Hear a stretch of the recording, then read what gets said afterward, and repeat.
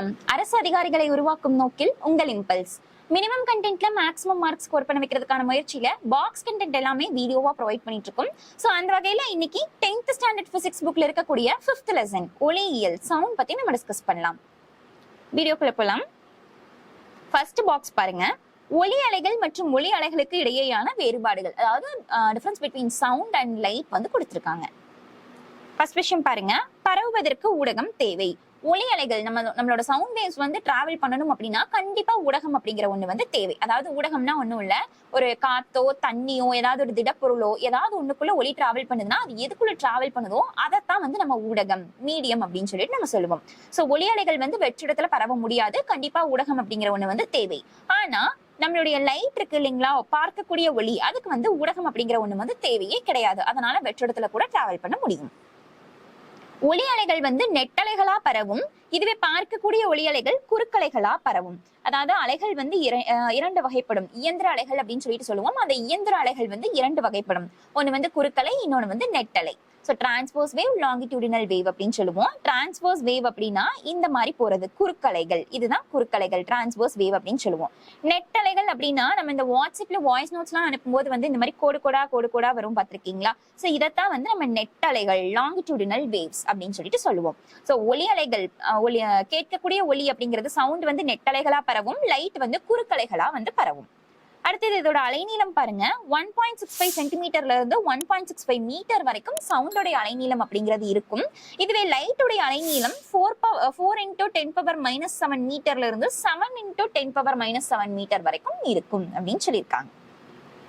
அடுத்தது ஒலி அலைகள். சோ ஒலி அலைகளுடைய திசைவேகம் வந்து இடத்துக்கு இடம் தகுந்த மாதிரி மாறிக்கிட்டே இருக்கும். ஊடகத்துல இருந்து இன்னொரு ஊடகத்துக்கு மாறும். அதே மாதிரி திசைவேகம் பொறுத்தோ, காற்று பொறுத்தோ, வெப்பநிலை பொறுத்தோ, அழுத்தம் பொறுத்து மாறிக்கிட்டே இருக்கும். சோ அது வந்து கான்ஸ்டன்டா இவ்வளவுதான் அப்படின்னு சொல்லிட்டு நம்மளால சொல்லவே முடியாது. பட் லைட் பொறுத்த வரைக்கும் காற்றுல வெற்றிடத்துல வந்து இவ்வளவுதான் வந்து வேகத்துல போகுது அப்படின்னா என்ன வெப்பநிலை இருந்தாலும் சரி, காற்று எப்படி இருந்தாலும் சரி, பிரஷர் எப்படி இருந்தாலும் சரி, எந்த சேஞ்சுமே நடக்காது. ஆட்டோமேட்டிக்கா அது எப்பவுமே கான்ஸ்டன்டா 3 × 10⁸ மீட்டர் பர் செகண்ட் அந்த ஸ்பீட்ல தான் போகும். ஆனா சவுண்ட் வந்து நார்மல் டெம்பரேச்சர் அண்ட் பிரஷர்ல 340 மீட்டர் பர் செகண்ட்ல டிராவல் பண்ணும். இதுவே வெப்பம் அதிகரிச்சாவோ அழுத்தம் அதிகரிச்சாவோ காற்றுலயே இது இன்னும் வேகமாவோ கம்மியாகவோ போகக்கூடிய வாய்ப்புகளும் இருக்கு. சோ இவ்வளவுதான் கான்ஸ்டன்டா சொல்ல முடியாது. அடுத்தது பாருங்க, ஒலியின் திசைவேகம் வந்து ஒரு சில ஊடகங்கள்ல ஒரு மாதிரி இருக்கும் அப்படின்னு சொல்லிட்டு கொடுத்திருக்காங்க. இது ஜஸ்ட் நீங்க ஒன்ஸ் பார்த்து மட்டும் வச்சுக்கோங்க, ரொம்ப வந்து இது வந்து டெப்தா படிக்க வேண்டாம். அடுத்து பாருங்க, கோல்கொண்டா கோட்டை, ஹைதராபாத், தெலுங்கானா. சோ கோல்கொண்டா கோட்டை அப்படிங்கிற ஒண்ணு வந்து இருக்கு. இங்க வந்து கைத்தட்டும் மறை அப்படின்னு சொல்லிட்டு ஒண்ணு இருக்கு. சோ அந்த கைத்தட்டும் மறையின் மேற்புறம் பல தொடர்ச்சியான வளைவுகள் உள்ளன. இதில் ஒவ்வொரு வளைவும் முந்தைய வளைவை விட சிறியதாக காணப்படும். எனவே இந்த அறையின் குறிப்பிட்ட பகுதியில் எழுப்பப்படும் ஒலியானது அழுத்தப்பட்டு எதிரொலிக்கப்பட்டு பின் தேவையான அளவு பெருக்கமடைந்து ஒரு குறிப்பிட்ட தொலைவிற்கு கேட்கிறது. சோ இந்த கிளாப்பிங் போர்ட்டிகோ இருக்கு இல்லைங்களா, இதோட உள்பக்கம் வந்து இந்த மாதிரி ஒரு ஆர்ச் மாதிரி இருக்கும். சோ இந்த மாதிரி ஒரு ஆர்ச் மாதிரி. சோ இது உள்ள போக போக ஒரு ஆர்ச் இந்த மாதிரி உள்ள போய்கிட்டே இருக்கும். நம்ம இந்த மாதிரி ரூம்குள்ள டிராவல் பண்ணி போறோம் அப்படின்னா உள்ளுக்குள்ள போக போக ஒரு ஆர்ச்சும் வந்து இதே மாதிரி வளைஞ்சு இருக்கும். பட் ஃபர்ஸ்ட் ஆர்ச்சை விட அடுத்து இருக்கிற ஒன்னொன்னும் வந்து கொஞ்சம் கொஞ்சமா அதோட அந்த இது வந்து கம்மியாகிக்கிட்டே இருக்கும், வளைவும் சின்ன சின்னதா மாறிக்கிட்டே இருக்கும். சோ இந்த இடத்துல நம்ம ஒரு கிளாப் பண்றோம் அப்படின்னா அது வந்து தேவையான அளவுக்கு அதுவே வந்து அழுத்தப்பட்டு எதிரொலிக்கப்பட்டு பின் தேவையான அளவு பெருக்கவும் அடைஞ்சு அதுக்கப்புறம் இருக்கிற ஒரு குறிப்பிட்ட தூரம் வரைக்கும் அதுவே வந்து போயிட்டு கேக்குது அப்படின்னு சொல்லியிருக்காங்க. சோ இதோட ஸ்பெஷாலிட்டியே அதோட அந்த வளைவுகள் தான். சோ இந்த கைத்தட்டும் மறை அப்படிங்கிறது எங்க இருக்குன்னு பாத்தீங்கன்னா கோல்கொண்டா கோட்டையில இருக்கு. அது எங்க இருக்குன்னா ஹைதராபாத்ல, தெலுங்கானால இருக்கு. அடுத்தது பாருங்க, இதே மாதிரியே இன்னொன்னு இருக்கு, மெதுவாக பேசும் கூடம் அப்படின்னு சொல்லிட்டு விஸ்பரிங் கேலரி அப்படின்னு நம்ம சொல்லுவோம். மிகவும் புகழ்பெற்ற மெதுவாக பேசும் கூடம் லண்டனில் உள்ள புனித பால் கேத்தட்ரல் ஆலயத்தில் அமைந்துள்ளது. அந்த அலையில் ஒரு குறிப்பிட்ட பகுதியில் பேசப்படும் ஒலியானது எதிர்ப்புறம் உள்ள ஒரு குறிப்பிட்ட பகுதியில் தெளிவாக கேட்கும் வகையில் அமைக்கப்பட்டுள்ளது. வளைவான பகுதிகளில் நடைபெறும் பல்முனை எதிரொலிப்பே இதற்கு காரணம் ஆகும். சோ அந்த சர்ச் இருக்கு இல்லைங்களா, அதோட ஸ்ட்ரக்சர் எப்படி இருக்கும்னா உள்பக்கம் இப்படித்தான் ரவுண்டான ஒரு ஸ்ட்ரக்சரா இருக்கும். சோ இந்த இடத்துல என்ன ஆகுதுன்னு பாத்தீங்கன்னா நீங்க ஒரு ஸ்டார்டிங் ஒரு பாயிண்ட்ல இருந்து நீங்க பேசுறீங்க அப்படின்னா, சோ இந்த இடத்துலதான் நீங்க நின்னுட்டு இருக்கீங்க அப்படின்னா, சோ இந்த இடத்துல இருந்து நீங்க பேசுறது இந்த பக்கம் போயிட்டு அப்படியே வந்து பட்டு ரிஃப்ளெக்ட் ஆகி ஒரு சைடும் வந்து இந்த மாதிரி பட்டு ரிஃப்ளெக்ட் ஆகிக்கிட்டே இருக்கும். சோ அந்த அந்த வளைவு புறத்துல இருக்கக்கூடிய அந்த மீண்டும் மீண்டும் எதிரொலிச்சுக்கிட்டே இருக்குது இல்லைங்களா, அந்த பல்முனை எதிரொலிப்பின் காரணமா தான் நீங்க இங்க நின்னு பேசுறது இங்க இருக்கிற பர்சனுக்கு கூட தெளிவா கேக்குது அப்படின்னு சொல்லியிருக்காங்க. சோ மெதுவாக பேசும் கூடத்துல நீங்க மெதுவா பேசுனீங்கன்னா கூட நீங்க வந்து பேசுற பேச்சு வந்து அந்த ஒரு வளைவிலும் அந்த வட்டமா இருக்கக்கூடிய ஒரு புறத்திலையும் பட்டு பட்டு மீண்டும் மீண்டும் எதிரொலிச்சு ஆப்போசிட்ல இருக்கிற பர்சனுக்கு நல்லாவே கேட்கும் அப்படின்னு சொல்லியிருக்காங்க. அடுத்தது பாருங்க, அடர் மிகு மற்றும் அடர் குறை ஊடகம். சோ ஒலி வந்து ஒரு ஊடகத்துல இருந்து இன்னொரு ஊடகத்துக்கு டிராவல் பண்ணுது அப்படின்னா, சோ இப்ப நீங்க எக்ஸாம்பிளுக்கு ஒரு நீரும் காற்றுமே எடுத்துக்கோங்களேன். இப்ப காத்துல இருந்து நீருக்கு வந்து போகுது அப்படின்னு வச்சுக்கோங்க. காற்றுல இருந்து நீருக்கு போகும் பொழுது, காற்றுல இருந்து நீருக்கு மாறும் பொழுது அது வந்து வேகமா டிராவல் பண்ணுது அப்படின்னா, எந்த இடத்துல வேகமா டிராவல் பண்ணுதோ அதை வந்து அடர்வு மிகு ஊடகம்னு சொல்லுவோம். குறைவா எங்க டிராவல் பண்ணுதோ, அதாவது அதோட வேகம் திசைவேகம் வந்து குறைவா இருக்கிற இடத்த நம்ம அடர்வு குறை ஊடகம்னு சொல்லுவோம். சோ அப்படி பார்க்கும் பொழுது காத்து நீர் இந்த ரெண்டையுமே கம்பேர் பண்ணி பார்க்கும்போது காற்றுல இருக்கிறத விடவே நீர்ல வந்து கேட்கக்கூடிய ஒலி அப்படிங்கிறது அதிகமான வேகத்துல வந்து டிராவல் பண்ணுது. சோ அதிகமா டிராவல் பண்ணா அடர்வு மிகு ஊடகம்னு சொல்லி பார்த்தோம் இல்லைங்களா. சோ நார்மலா நம்ம காற்றோட நீர் வந்து கட்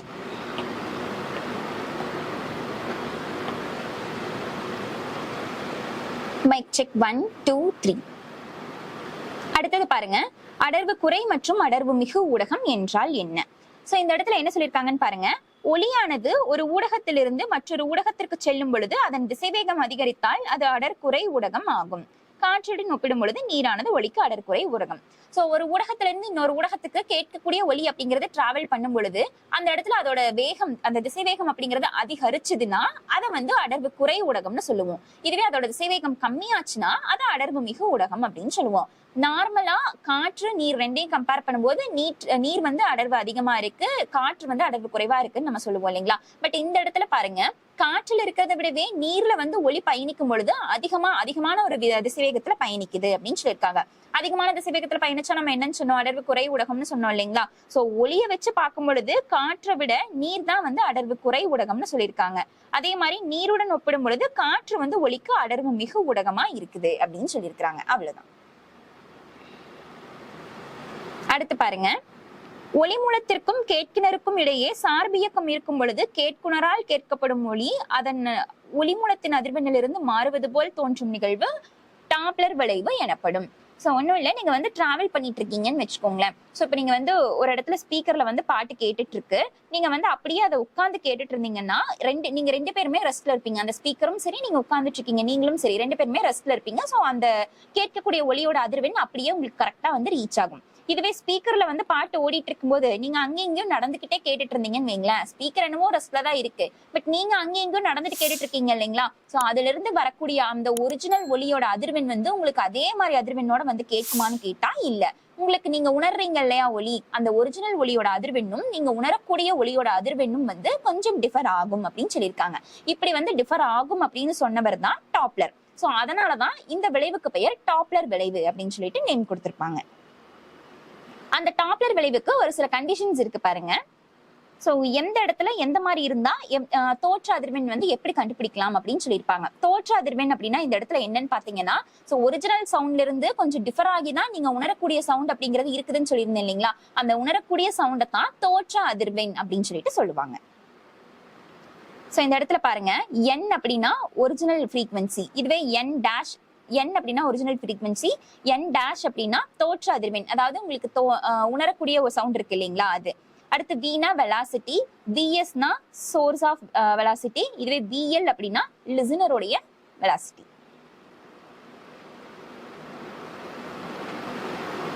சோ ஃபர்ஸ்ட் கண்டிஷன் பாருங்க, ஒலி மூலமும் கேட்குணரும் இயக்கத்தில் உள்ளனர்.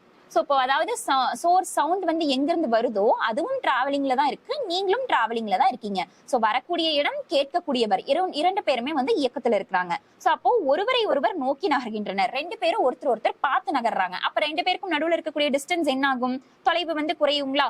அந்த இடத்துல தோற்ற அதிர்வெண் அப்படிங்கிறது எப்படி இருக்கும்னு பாத்தீங்கன்னா உண்மையான அதிர்வெண்ணை விட அதிகமாக இருக்கும். அதாவது ஒரிஜினல் ஃப்ரீக்வன்சியை விட நீங்க கேட்கக்கூடிய ஃப்ரீக்வன்சிங்கிறது அதிகமா இருக்கும்னு சொல்லியிருக்காங்க. சோ அதை கண்டுபிடிக்கிறதுக்கான formula n' = v plus vl divided by v minus vs into n. Second condition பாருங்க, ஒளி மூலமும் கேட்குணரும் இயக்கத்தில் உள்ளனர். ஒளி மூலமும் கேட்குணரும் ஒருவருக்கொருவர் விலகிச் செல்கின்றனர். ஃபர்ஸ்ட் பார்த்தா அதே விஷயம் தான், ரெண்டு பேருமே நகர்ந்துட்டு இருக்காங்க. ஆனா ஃபர்ஸ்ட் டைம் ஒருத்தர் நோக்கி நகர்ந்தாங்க, இந்த டைம் ரெண்டு பேரும் ஒருத்தர் விட்டு விலகி போறாங்க. அப்ப அவங்க ரெண்டு பேருக்கு நடுவுல இருக்கிற தொலைவு என்ன ஆகும்? அதிகரிக்கும் இல்லைங்களா?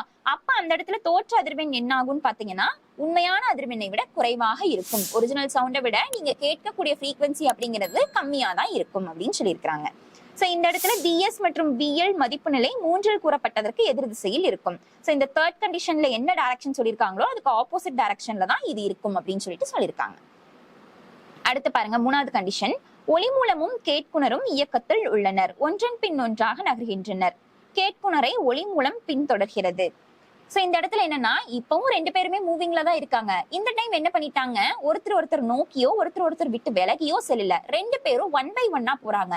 யார் ஃபர்ஸ்ட் போறாங்கன்னா கேட்பவர் போறாங்க. பின்னாடியே ஒளி மூலம், அதாவது ஒளி சவுண்ட் ப்ரொடியூஸ் பண்ணக்கூடிய அந்த டிவைஸ் இருக்கு இல்லைங்களா, அது பின்னாடி போகுது. சோ அந்த டைம்ல தோற்ற அதிர்வெண் ஒளி மூலம் மற்றும் கேட்குணரின் திசை வேகத்தை பொறுத்தது. அந்த இடத்துல தோற்ற அதிர்வெண் என்ன ஆகும்னு பாத்தீங்கன்னா அவங்க ரெண்டு பேரும் டிராவல் பண்ணக்கூடிய அந்த வெலாசிட்டியை பொறுத்து தான் சேஞ்ச் ஆகும். அதை வச்சுதான் நம்ம கண்டுபிடிக்க முடியும், டிரைவ் பண்ண முடியும்னு சொல்லியிருக்காங்க. சோ இந்த இடத்துல vs அப்படிங்கிறது நிலை 2 கூறப்பட்டதற்கு எதிராக அமையும். சோ இந்த கண்டிஷன் 2ல என்ன சொல்லியிருக்கிறோமோ அதுக்கு ஆப்போசிட்டா இங்க இருக்கும் அப்படின்னு சொல்லியிருக்காங்க. அடுத்தது ஃபோர்த் ஒன் பாருங்க, ஒளி மூலமும் கேட்குணரும் இயக்கத்தில் உள்ளனர். ஒன்றன் பின் ஒன்றாக நகர்கின்றனர். சோ நம்ம தேர்ட் கண்டிஷன்ல பார்த்தா அதே மாதிரிதான், ரெண்டு பேருமே இயக்கத்துல இருக்காங்க, ரெண்டு பேருமே ஒருத்தர் பின்னாடி ஒருத்தர் போறாங்க. இந்த வாட்டி யார் ஃபர்ஸ்ட் போறாங்கன்னா அந்த டிவைஸ், அந்த சவுண்ட் ப்ரொடியூஸ் பண்ணக்கூடிய அந்த டிவைஸ் ஃபர்ஸ்ட் போகுது, பின்னாடியே கேட்கிறவங்க லிசனர் பின்னாடி போறாங்க. சோ இந்த இடத்துல அதே மாதிரிதான் தோற்ற அதிர்வெண் ஒளி மூலமும் கேட்குணரின் திசைவேகத்தையும் பொறுத்து அமையும். சோ இந்த இடத்துல vs மற்றும் vl நிலை 3ல் கூறப்பட்டதற்கு எதிர் திசையில் அமையும். ஃபிஃப்த் கண்டிஷன் பாருங்க, ஒளி மூலம் ஓய்வு நிலையில் உள்ளது. கேட்குணர் ஒளி மூலத்தை நோக்கி நகர்கிறார். சோ சவுண்ட் அந்த ஸ்பீக்கர் ஒரு இடத்துல ஸ்டாண்டர்டா நிக்குது, எங்கேயுமே நகரல. இப்ப நாம என்ன பண்றோம், லிசனர் அந்த ஸ்பீக்கரை நோக்கி நகர்ந்து போறாங்க. சோ இந்த இடத்துல ஒளி மூலத்திற்கும் கேட்குனருக்கும் இடைப்பட்ட தொலைவு குறைகிறது. அப்ப இந்த இடத்துல தோற்ற அதிர்வெண் எப்படி இருக்கும்? உண்மை அதிர்வெண்ணை விட அதிகமாக இருக்கும். நிலை 1ல் vs 0. சோ இந்த கண்டிஷன் 1 பார்த்தோம் இல்லைங்களா, அதே மாதிரி சேம் கண்டிஷன் தான் இங்கேயும். என்ன, இந்த இடத்துல vs மட்டும் 0வா இருக்குது அப்படின்னு சொல்லியிருக்காங்க. ஏன்னா இந்த இடத்துல நம்மளோட அந்த சோர்ஸ் ஆஃப் சவுண்ட் எங்கேயுமே நகரல இல்லைங்களா. சோ அப்ப நகரலன்னா அந்த இடத்துல வெலாசிட்டியே இல்லை இல்லைங்களா, அதனாலதான் இந்த vs 0ன்னு சொல்லியிருக்காங்க. அடுத்தது பாருங்க, ஒளி மூலம் ஓய்வு நிலையில் உள்ளது. கேட்குனர் ஒளி மூலத்தை விட்டு விலகி நகர்கிறார். சோ ஒளி மூலம் அதே மாதிரி ஸ்பீக்கர் ஸ்டாண்டர்டா அதே இடத்துலதான் நிக்குது, ஸ்டேபிளா, எங்கேயுமே நகரல. இந்த வாட்டி அந்த பர்சன் அதை நோக்கி நகர்ந்து போறதுக்கு பதிலா அதை விட்டு விலகி நகர்ந்து போறாங்க. சோ இந்த இடத்துல என்ன ஆகும், ஒளி மூலத்திற்கும் கேட்குனருக்கும் இடைப்பட்ட தொலைவு அதிகரிக்கிறது. தோற்ற அதிர்வெண் உண்மை அதிர்வெண்ணை விட குறைகிறது. சோ நம்ம கண்டிஷன் 2ல பார்த்த மாதிரி அதே சேம் திங் தான். என்ன, அங்க ரெண்டு பேருமே நகருவாங்க, இங்க ஒருத்தர் மட்டும் நகர்றாங்க. ஏன்னா சோர்ஸ் ஆஃப் வெலாசிட்டி இந்த இடத்துல 0, அது எங்கேயுமே நகரல, அப்படியே நிக்குது. அடுத்தது பாருங்க, கேட்குனர் ஓய்வு நிலையில் உள்ளார். ஒளி மூலம் கேட்குனரை நோக்கி நகர்கிறது. சோ இந்த டைம் பாவம் நடந்து மனுஷன் டென்ஷன் ஆயிட்டாரு, ஒரு இடத்துல உட்கார்ந்துட்டாரு. இப்ப என்ன பண்ணுது, ஸ்பீக்கரே நீ எப்படி உட்காரலாம்னு சொல்லிட்டு அவரை நோக்கி நடந்து வருது.